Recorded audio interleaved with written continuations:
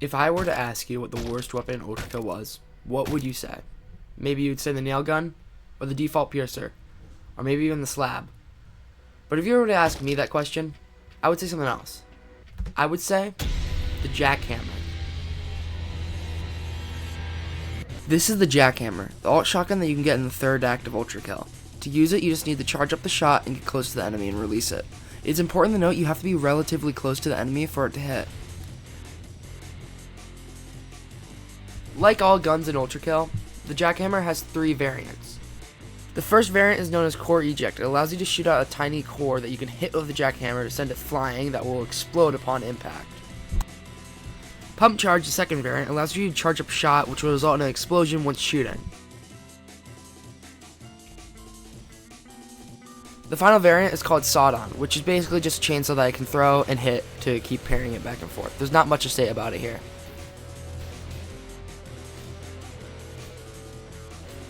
The rules for this challenge are pretty simple. I'll start with all 3 jackhammer variants. The only gun I'm allowed to use is the jackhammer, but I'm allowed to still use all the fist types. Now, with all of that said, let's start this challenge with Act 0, Prelude.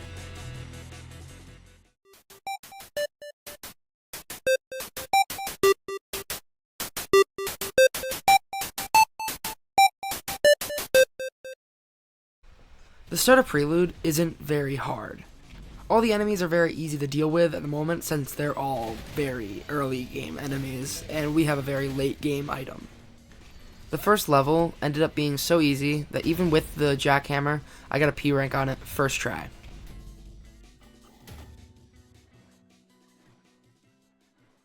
Now before we move on to levels 2, 3, 4, and 5, I just wanted to mention that at the end of the first level you do fight a mini-boss. It was very easy, but it made me think, who is going to be the hardest boss in this run?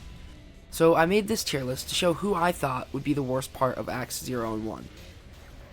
And was I right about this tier list? Now I thought the fast ones like V2 and Gabriel would be a hell to fight, but it turns out the tier list ended up looking something like this. After I'd finished Act 1, I realized the hardest boss wasn't even going to be Gabriel. It was going to end up being something way worse. Now, onto the second level, it's really no different. It's very easy again, but we do meet our next boss during it.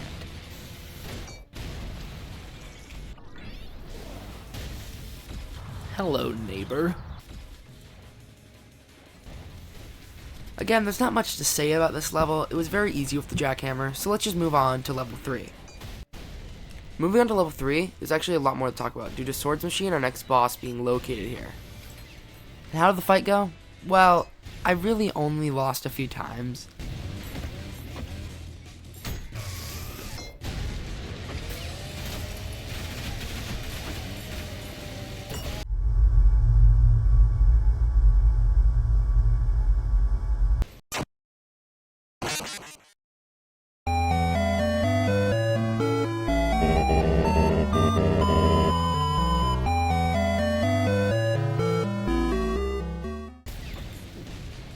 And even though I had some pretty embarrassing deaths, it ended up being pretty easy.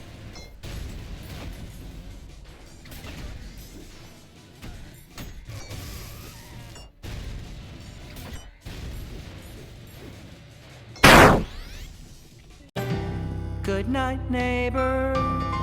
Close your eyes and sleep.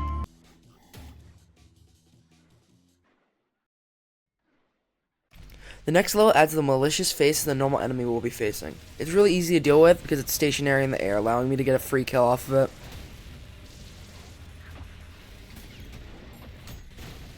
it. Nothing else special really happens during this level, so let's just move on to the last level of Prelude.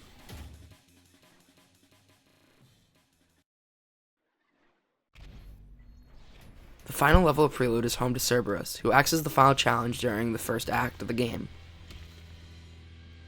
Overall, it's really easy. I'd say easier than the Swords Machine, but the strategy I had was using the jackhammer to hit off the enemies to get away from them before they charged. Using that strategy, I was actually able to beat the boss incredibly easily, doing it first try.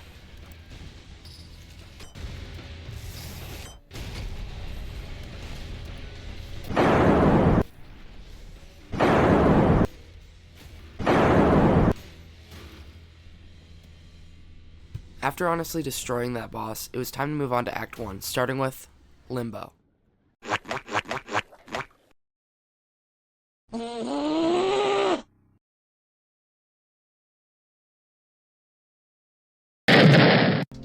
If you were to ask me what my favorite layer in ULTRAKILL was, I'd probably say Violence. But if you asked me what my second was, I'd 100% say Limbo. Limbo has my personal favorite aesthetic in ULTRAKILL, and it also has some of my favorite music in the entire game.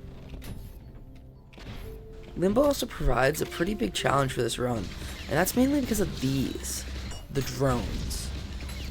The drones are probably the hardest enemy to deal with during this run, just due to the fact of their size and speed.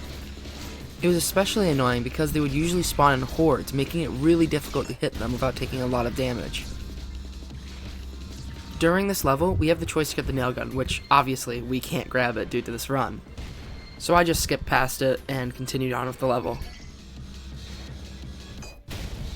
Overall, this level is pretty average in the end, so let's just move on to the next one. This level adds another new enemy, known as the Street Cleaners, who usually I have a lot of trouble dealing with, but with the jackhammer, it's really easy.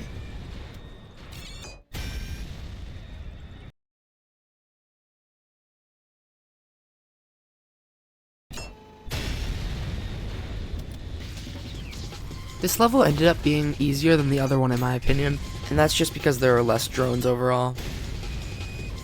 So with all that said, let's move on to my personal favorite level of Limbo and almost favorite level in the entire game. In this level, you can choose if you want to get the red or blue key, since you only need one. Even though the blue path is easier, I personally like the red path more, so that's what we'll be doing for the run. This level also reintroduces Cerberus, who's as easy to deal with as last time.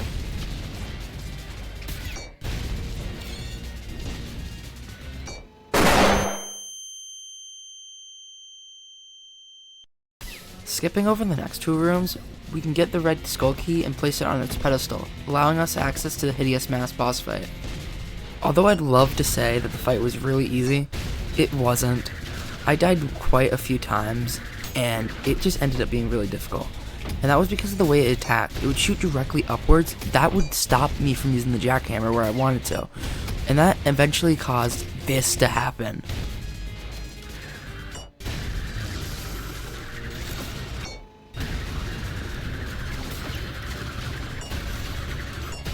No. Wait. Anyways, it didn't take long after that attempt to beat it, so let's just move on to V2. V2 is what I consider the first real boss of this challenge. Every other boss that we've faced so far will eventually become a normal enemy later in the game, but V2, well, he does appear again, but it's still a boss, you know. Usually V2 is a snooze fest, able to beat him before his cutscene even ends. I've even made a video beating him in only 23 seconds.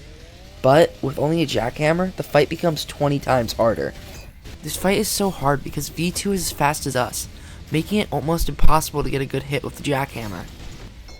It was so difficult for a while, I didn't know if I could beat it. Call it a skill issue or blame the jackhammer. It was just difficult. It was like the first time I've ever had trouble fighting V2. But I knew I couldn't just give up. So before I decided to go to bed, I decided to give V2 one last try.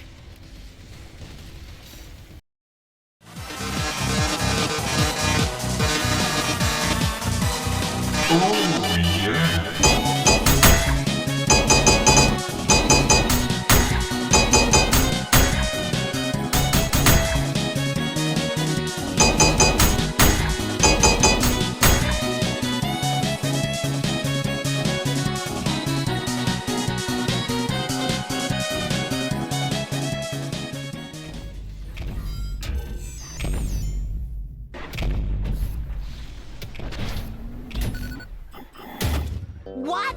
But I'm not a weenie. I'm sorry, sir, but my sensors indicate that you are indeed a weenie. Lust is literally so easy, there's basically nothing to talk about, so to not bore you, I'll be covering the first two levels at the same time. The only thing to actually talk about in the new levels is the soldier enemy, which is just a normal husk that just shoots in a shotgun pattern. Hey, editing Brigitte here, but I found this really cool thing while I was editing. Like this image right here when I was downloading it off the wiki. I noticed that the file's name is Soldier Trans. It doesn't even matter at all, but like I just think that's cool, and I don't know if that's like any lore significance at all, because I'm not deep into ULTRAKILL lore, but like I just think that's like pretty cool. Other than the soldier enemy, it's just really easy, so let's just move on to the third level. In the third level, we have to get the blue skull key and the red skull key, which ended up being pretty easy. But what I need to talk about during this level is the new enemy, the Mind Flayer. Mind Flayers are another enemy that fly in the air. Luckily, this one's another stationary one, making it a pretty easy kill. Even though I didn't cover the first half of Lust, it was really easy and boring. And that includes this level too. Not much was happening, which made me think this layer was just going to be incredibly easy.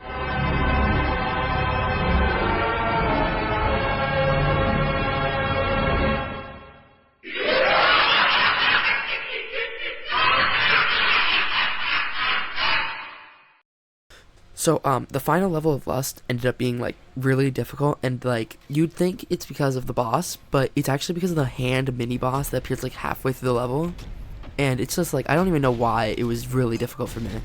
It was just insanely difficult. I died, like, 50 times during it. It was pretty insane.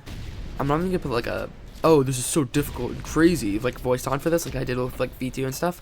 Like, this was the hardest thing I've done, and I think it's just because I kept, like, rushing the boss, thinking I could do it in, like, a few seconds, but then I kept getting hit by its, like, attacks, and I was, like, too stubborn to, like, try a different strategy. I just kept, like, bum rushing it, and, like, eventually it worked, but, like, I really should have tried something else. And, like, the best part, as soon as I was done with that full level, I checked my OBS, and it crashed. I had to re-record all of Lust and the V2 fight.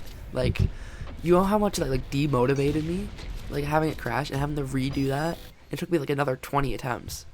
But, like, all I can think about after beating it was, how difficult would the actual boss be?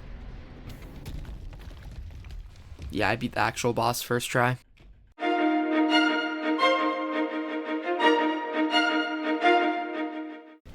Gluttony is the last layer we're doing this video, and it's probably my favorite I've done with the jackhammer. It combines everything that we've fought so far into one amazing level.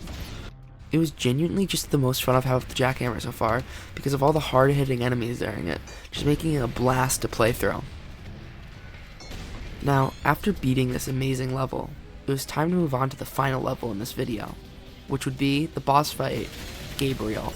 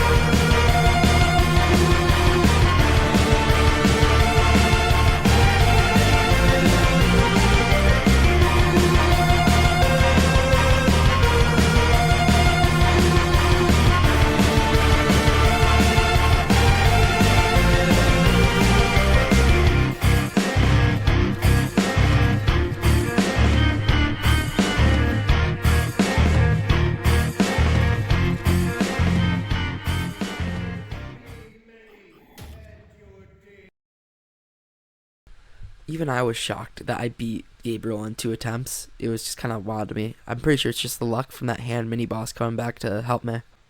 But with Gabriel's defeat, that's part 1 of the challenge closed. Part 2 is going to take a while because I need to do some Deltarune videos beforehand. If you have any feedback on the video, just say it in the comments. I'm very open to feedback. And if you liked the video, just subscribe. I'll make more content like this in the future. And before the video ends, I just want to thank Toby Fox for most of the music in this video. I really love Undertale and Deltarune. They're some of my favorite games of all time. And with that, see you guys.